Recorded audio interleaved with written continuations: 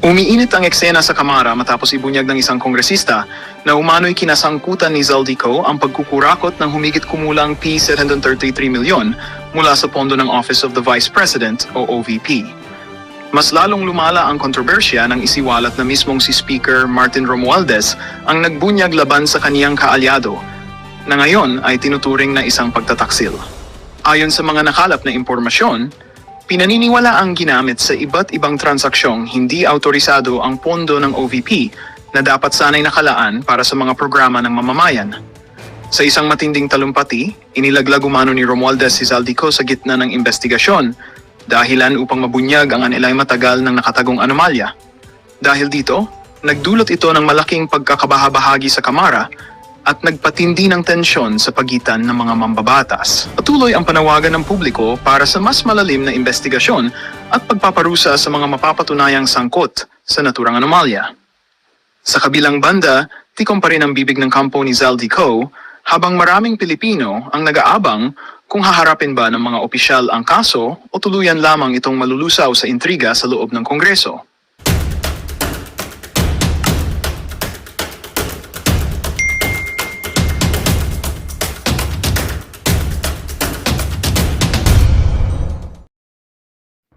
Ito ang inyong lingkod na nagbabalik upang magbigay ng mga balitang walang bias at pawang katotohanan lamang. Ito ang Bayang Pinas. Ang isyong ito ay naging usap-usapan sa buong bansa at iba't ibang social media platforms. Mahigit 730 million pesos ng Office of the Vice President ang ibinulsapalan nitong si Congressman Zaldico.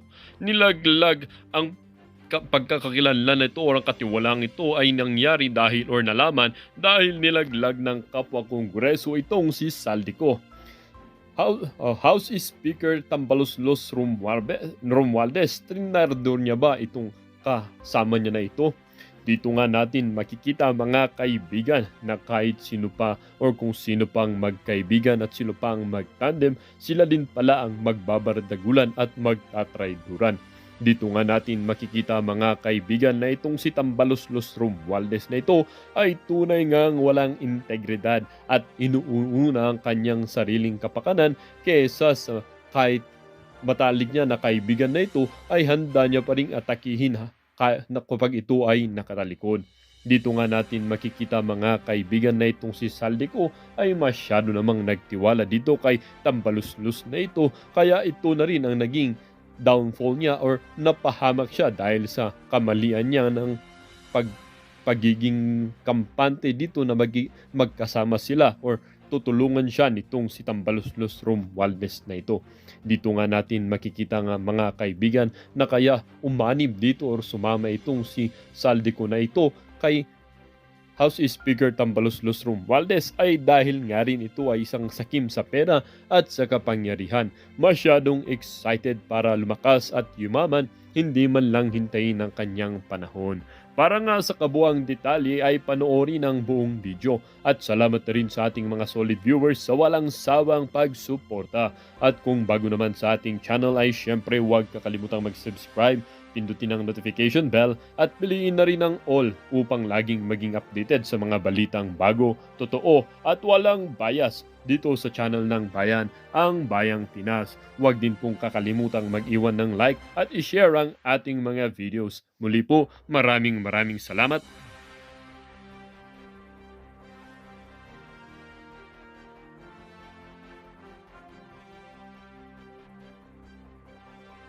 Na ho sa party, itong si Angara at sinoplak ho niya, itong si Zaldico. Yan na nga ba sinasabi?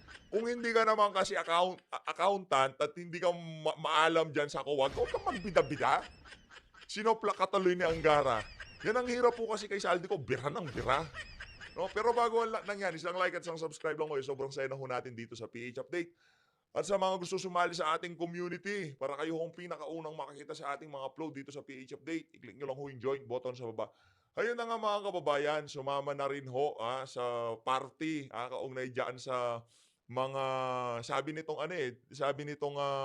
mga congressman na to, mismanagement. Yung ang Department of Education nung panahon ni dating DepEd Secretary, Vice President Sara Duterte. Ngayon, nagsalita ho itong si Angara. Sino ba si Angara? Ang bagong Department of Education Secretary.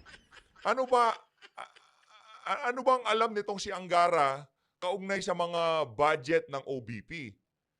Meron lang naman ho siyang access sa lahat ng dokumento at mga programang ginawa ni Vice President Sara Duterte nung nandoon pa siya, nung siya pa ang Secretary ng Department of Education. Kasi itong si Angara, siya ang pumalit kay VP Sara. So lahat ng dokumento, lahat ng programa at lahat ng pinaggastosan ng Office of the Vice President since 2022, makakalkal ho yan ni Angara. Ngayon, anong sabi nitong si Angara? Kaugnay dyan sa mga pinaggastosan na yan ng OBP. Ito ang banat ni Angara. Makinig ho kayo mga kababayan. Ito yung post nitong si Sir Munda. Ito, Minda Boats. Ito mga kababayan. An unfinished opinion from COA signifies that an agency financial statement are free from material misstatement and comply with public sector accounting standard, those ensuring financial transparency and accountability within government operation. Ito sa Tagalog, ang sabi nitong Minda Boats.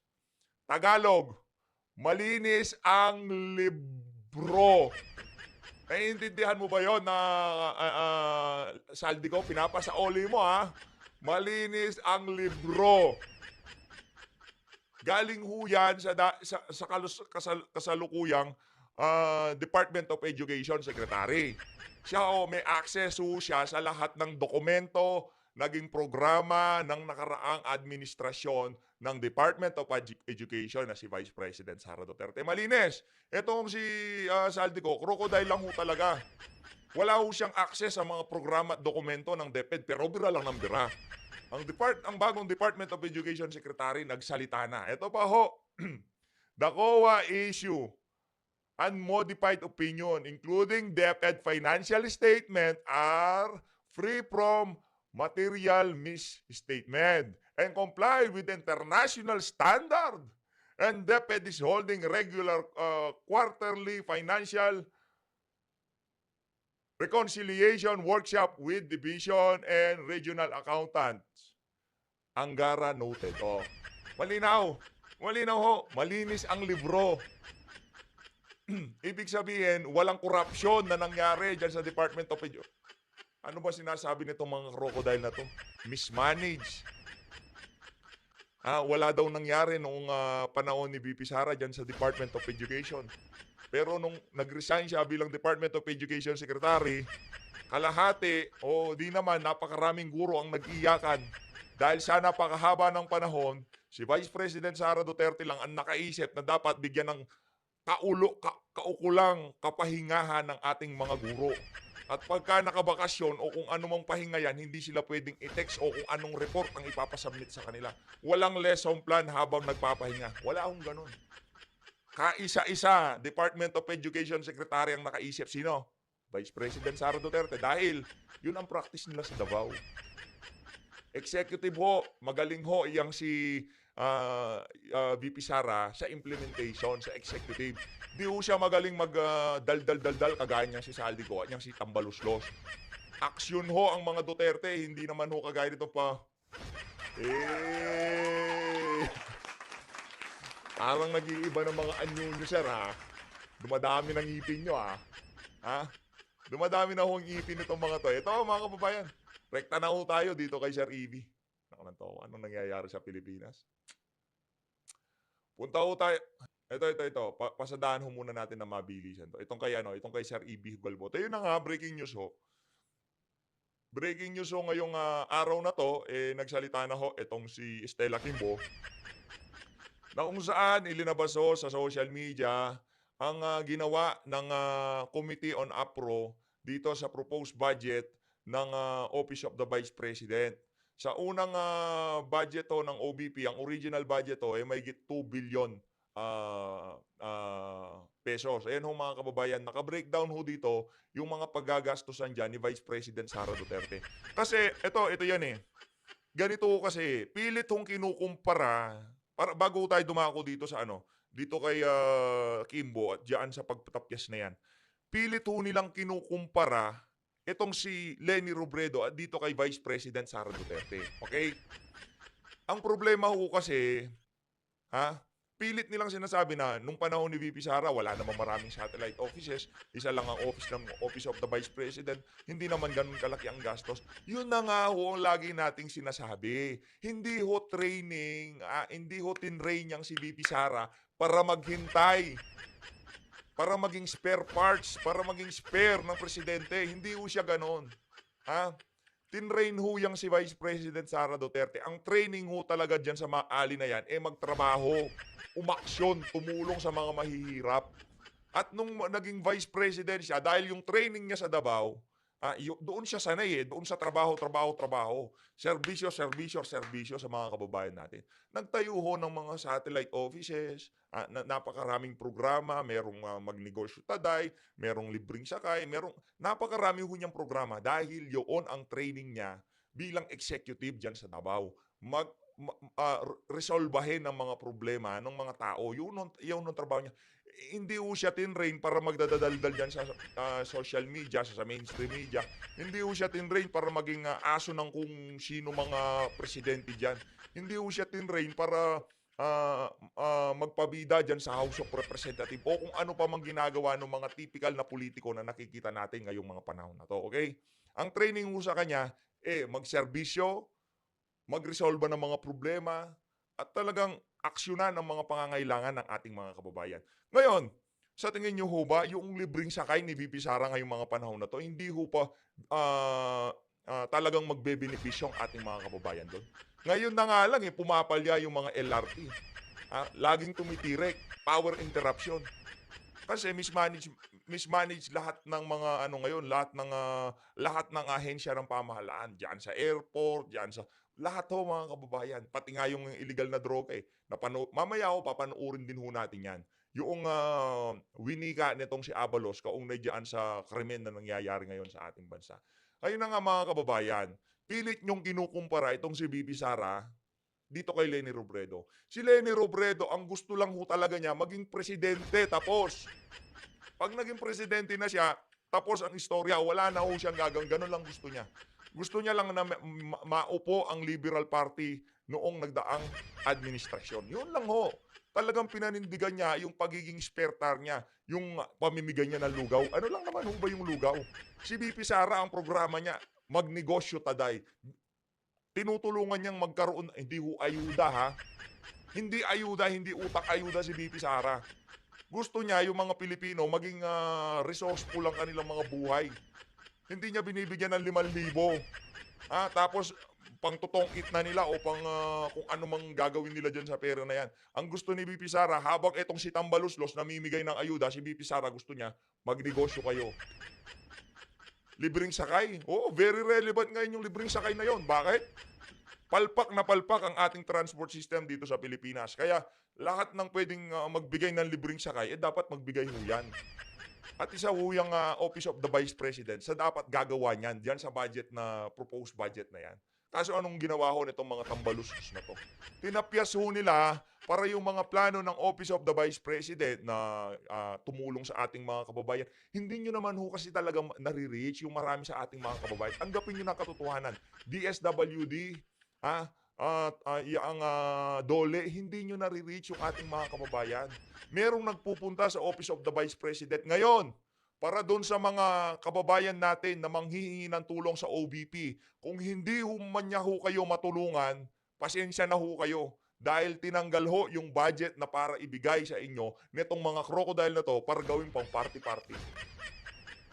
Hindi gawin pang party-party.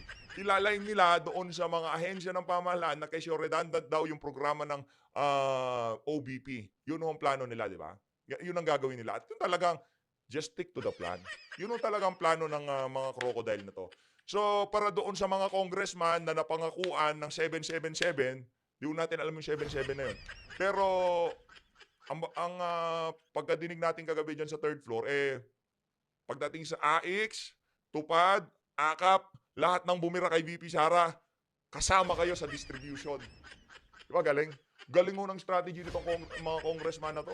Bira kay VP Sara para campaign fund selection. Di umano, sabi ng third floor studio. Sir Marlon eh. Sir Marlon. Sir Marlon! Yan na nga ba sinasabi natin? Ito mga kababayan, ang budget ho ngayon ng Office of the Vice President from mahigit 2 billion 733 million. Nakakalungkot ho. Yung mga matutulungan ng OVP, sasabihin ni VP Sara, i-refer niya dyan sa DSWD, dyan sa dyan sa DOLE. Ha? For example, ganun. Ano ba ginagawa ng DOLE? Tupad? Pagwawalisin yung mga kababayan natin sa kalsada, tapos every week or month bibigyan ng pera. Si VP Sara hindi ho. Magnegosyo taday. Diba? Ganun ho ang gusto ng administrasyon na to. Ang gusto ni VP Sara, tuloy-tuloy na pag-asenso sa pamumuhay ng sambayan ng Pilipino. Pero itong mga nasa House of Representatives, ang target lang ho ng mga yan, dapat pag namimigay ng ayuda, kasama kami dyan. Gusto nyo ba mapanood yung video nitong si Tambalsos? Namigay lang ng tag 5,000, kala mo tag 1,000 lahat ang pinamigay. Dinaig pa si Kuya Will, anak ng tawa. Ibang klase yung mga kababayan. Yun, sa supplies, 200 million. Pagdating sa personal services, para consultant, tapyas. Financial assistance, red list expenses. Ito yung mga satellite offices ng Wala na sa kapangyarihan ni General Torre yung i-relieve mo yung second in rank. Tole, hindi lang second in rank eh. Deputy Chief for Admin, Deputy Chief for DOA. Operations, Inilipat sa basta yung mga directorial staff. Halos lahat yan, 3-star rank. Yung pondo na dapat doon sa mga Hindi mo pwedeng tanggalin kung hindi dadaan ng mga crocodile sa NAPOLCOM or even the President. Ang ginawa ni General Torre, on his own, nirelieve niya. Okay, nandyan na. Kaya nasobrahan talaga. Ito yung post ni Mr. Rigoberto Tiglao. From one of my chat groups, why Malacanang ousted Nicolas Torre as PNP chief?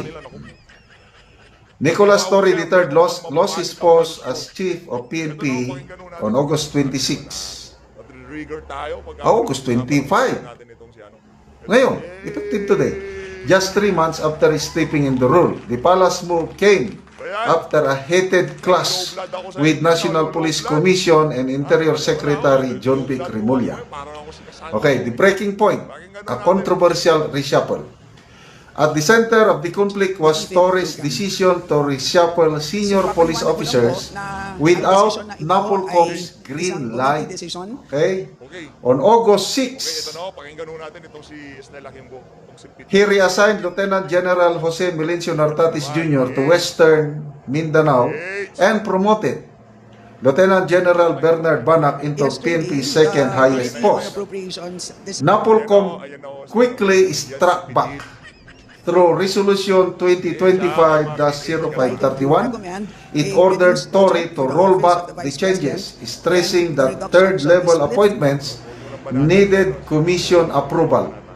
Torre refused to budge. Defiance in public view. Instead of backing down, Torre doubled down. On August 18 flag raising ceremony in Camp Crami, he introduced Banac in his new role and brushed off the issue as an administrative matter. His line, ito yung kanyang speech eh. No order, no obstacle, no challenge can break our unity and our commitment to the nation, was widely read as a direct swipe at NAPOLCOM's authority. Kahit ako, nung mabasa ko itong mga sabi ko, wala ni, delikado. Na-foresight ko na may mangyayaring na kung saan nakapaloob pataasan ng sino ang masusunod, Torre o Remulla? Mga loko-loko pala kayo eh. Nakita ko na Remulla will prevail. At ito na nga nangyari. Clash of authorities. The dispute underscored a deeper power struggle. While the President appoints the PNP chief, Sara. Day-to-day supervision rests with the DILG Secretary and NAPOLCOM. Yun. So, alalahanin natin yun ha. 733 million. Ang PNP chief, he's not, hindi yung lahat na lang gusto niya. Kayo na bahala. Okay na. Day-to-day operations ng police, Pero hindi nyo na ako mababawal sinusupervise yan ng National Police Commission. Yun ang nakalimutan ni General Torres. Gawin nyo gusto nyo, pero hindi nyo na Torres' refusal to acknowledge that balance of power was seen as a challenge not only to Napolcom but also to Rimulya, who had grown increasingly frustrated with what he reportedly viewed as Torres' arrogance and disregard for protocol. Kung masusunod po namin ang The palace schedule, steps in. hopefully, sana On po August wala pa 25, masyadong Executive event Secretary ay Lucas matatapos po Bersamin namin ma-approve signed the ang order reading that sealed ang, Torres' fate. General Appropriations The Bill, memorandum was by blank. September His 20. relief was So, yun po. effective At ilinawin ko rin immediately po na and he was meron pang instructed to turn another over round all of matters amendments. for a smooth At transition. ito po will be sa plenary A short po. but eventful tenure, 85 days. Torres' term lasted for 85 days, yet it was marked by bold, sometimes heavy-handed decisions. binigay na nga sa inyo He set a yung, 5-minute response rule for Petro Manila Cups, bawasan, tapyasan, tanggalan. sacked 19 officers for misconduct, and relieved Yun 8 na nga po, police from chiefs of for poor September performance. 16 to September 20. He also became So, the first ang nangyari PNP po chief, is, while the office of the Vice PNP, President, Philippine National Police the Academy DBM graduate to rise to top or recommended of the a budget of 280,000 strong 2.037 force. billion for the His OAP. dismissal Ang serves kabilang as a po, reminder, ang Committee on no Appropriations matter yesterday how recommended high the... Ito, may mga nagpadala sa akin ng 198 million pesos. letters which from means, Malacanang. Ito, Coronel Baser Macalayo.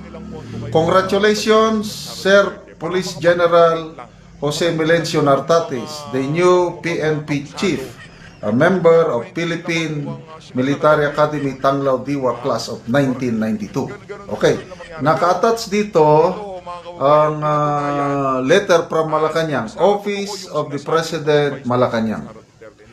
Memorandum for the President from Hindi sila may control. the Executive Secretary through Undersecretary Mary Lynn Charis Lagamon, Office of the Appointment Secretary. Subject: Appointment of Chief Philippine National Police. Date: 25 August 2025. The undersigned respectfully request for the President's signature on the appointment of Jose Melencio Corpus Nartates Jr. by dalawang ahensya.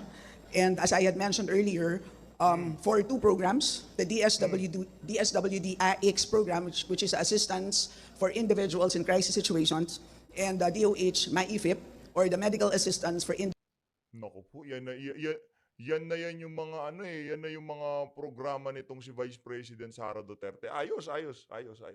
indigent and financially incapacitated patients. In other words, dalawa pong very important social protection programs ng ating gobyerno. So, ang specific items po na pinanggalingan nitong total cut of 1.293 billion pesos ay as follows: financial assistance, professional services, utility expenses, supplies and materials, as well as lease expenses. And ang dahilan po kung bakit ang items na ito ang naapektuhan, lahat po ay nanggaling po sa lahat po ng narinig po natin doon po sa dalawang hearings na naganap in the last weeks. So, mamaya po kung meron kayong katanungan on the details, I can provide those to you. So, Magtatanungan pa ba tayo, Madam Kimbo? Kasi panigurado lahat ng tanong dyan, kargado yan. Hindi naman pwedeng magtanong dyan yung mga tipong, yung mga satellite offices ng OBP, yung mga umaasa sa OBP na nai-snub o hindi nabibigyan ng pagkakataon dyan sa mga ahensya na nabanggit nyo, at mga kilalang hindi kaalyado ng administrasyon na individual, makakakuha ba sila dyan sa mga programang pinaglagakan ng pondo na dapat sana sa Office of the Vice President? Aminin na ho natin, kahit bumaba tayo dun sa barangay level, pagka alam ng barangay captain na hindi ka kaalyado at sinuportahan mo itong si ganito, si ganyan, nung panahon ng eleksyon, hindi mo kayo makakakuha basta-basta ng rekomendasyon o masasali sa listahan ng mga barangay na yan. Kaya meron ho dapat talaga si yung Office of the Vice President. Oh, sorry na lang ho sa mga kababayan natin. Ganyan ho ang kayang gawin ng administrasyon na to para magipit yung mga taga-suporta ng mga Duterte. Chloe. So siguro just one last note before I take in questions. Game. So again, we have one more round of Mga kababayan, pagka hindi medyo maganda yung tanong, tatapusin na ho kagad natin to. Kasi pagka introduction pa lang ho ng tanong, ramdam ko na nakargado, ibig sabihin maglolokohan na lang ho tayo. Ganun lang yun. Wag ho natin lokohin yung mga sarili natin. No? Ito kasi mga media na to, lahat ho yan nabili na yan. So tingnan ho natin kung paano magiging flow ng Q&A nitong si Kimbot ng mga media dyan sa House of Representatives. Same set of media man, yung nagtatanong doon sa mga young guns at dito sa press con na to. Parehas lang ho. Kaya kung lukuhan lang ang maririnig natin dyan sa mga tanong nitong mga media man na to, wag na lang ho. Tuloy natin. amendments. Lilinawin ko, hindi pa ito final approval ng Congress. Final na yan. Kayo na nga bahala. Meron pa tayong plenary debates. And pagkatapos po mapadala ang House version of GAB to the Senate, magkakaroon siyempre ng Senate deliberations. After ma-approve ang Senate version, meron pang bicameral meeting. After that, magkakaroon pa po ng ratification, meaning babalik pa po yan to both Congress and the Senate. And then after that, magkakaroon pa po ng President's approval because as you know, the President can Linalatag ho nitong si Kimbo na, uy, hindi kami may control niyan ha. Tignan nyo, ang daming dinadaanan, magpupunta pa sa presidente. Lahat ng dadaanan niya, kaalyado niya, mga loko-loko ba kayo? and veto. And ang veto po is pwede po on a line item basis. In other words po, ganun po kahaba ang proseso ng ating budget approval, budget process. At malinaw po na napakarami pong tao na involved dito po sa pag-aproba ng budget. Hindi lang Hindi naman si Saldico, kayo naman. Hindi si Saldico, dami niyan eh. Pagdating sa presidente, bibito pa yan eh. Alam nyo naman kanino nang gagaling yung pagbira kay VP Sara. Hindi kontrolado ni Tambat nitong si po dalawang tao. And of course, after the budget is approved, alam naman po natin, ang budget execution is solely by the executive. So yun na lang muna po, and I'm willing po to take questions. Ay po, mauna. Tama naman ho yun, no? Yung execution ng budget, nasa executive pa rin. Kaso, problema, halimbawa, yung secretary ng DSWD, halimbawa, sasabihin ni VP Sara, kukuha ko ng meron akong gustong bigyan ng dito, AX. Maraming naghihirap na nangihingi ng tulong sa akin dito sa area na to. Asa na mamigay ako ng AX? Sa tingin niyo ho ba, bibigyan ng Office of the Vice President ng AX para ipamigay sa ating mga kababayan? Kasi meron din lumalapit sa kanya eh. 'Di ba? Pagka galing sa akin, rinikomenda ko diyan sa DSWD, recommended by Vice President Sara Duterte. Automatic ho, diretso sa shredder yan. Hindi ma-approve niya. Mabibigay ang credit kay VP Sara. Ay, si VP ang nag-recommend sa akin dito sa AX, diyan sa tupad na yan. No. Dapat ho, si Tambalos sa mamimigay dyan. Madam, sir, ganun ho dapat ang galawan dyan. Na po ako. Okay, magpubola. Kong Stella, Red Mendoza po from the Manila Times. I know na yung budget cut po is on the House level. But what if the Senate retains those cuts? Ano pong masasabi niyo po doon? If the Senate retains the same amount na pinropose ng OVP. And number two, removing of the lease contracts, does that mean natatanggalan niyo po ng power ang OVP to lease buildings for their satellite offices? So, ibig po sabihin, parang you're technically removing the power of the OVP to have these satellite offices? Doon po sa first question. So what happens if the Senate decides to approve a different version? So yun po ang dahilan kung bakit meron Wag nyo nang itanong yan. Narinig nyo tong si Coco Pimentel. Tanggalin na yung mga yan. Yung mga ano-ano na yan. Tanggalin na yan. Wag na tanggal yan. tayong bicameral meeting. So kung saan po kailangan magkita ang representatives ng Congress, representatives ng Senate, Uupo po sila and they will have to iron out the differences to come up with a single version. Yun po ang dahilan bakit kailangan magkita-kita ulit pagkatapos po maaprubahan ng Senate naman ang kanilang version. At malamang sa dami po ng line items ng ating GAB, for sure, ay meron pong differences ang dalawang version. Ngayon po, pagdating po sa lease expenses, ang lumabas po sa ating pandinig ay marami pong opisina ang ating OVP, hindi lang isa, katulad ng ating mga previous vice presidents na they only maintained a single office. Lumabas naman po sa ating hearings na mayroong 10 satellite offices and 2 extension offices. Pagka nagkaroon ho ng donation drive para dito kay BP Sara, wala pa ho eh. For now, wala pa ho.